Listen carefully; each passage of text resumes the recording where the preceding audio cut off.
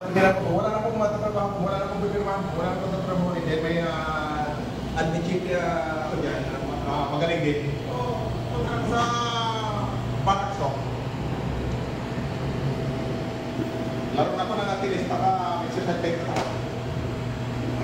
Tapusin yung trabaho natin sa Bakasok.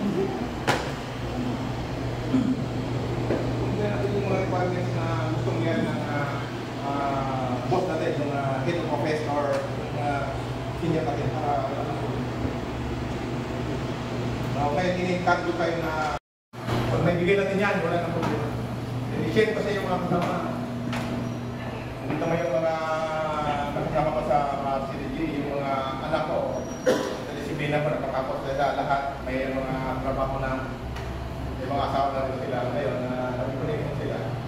Hindi rin silang nasasakyan para sa akin. So, education is an investment. Kaya, magiging natin ang service natin para yung pamilya natin.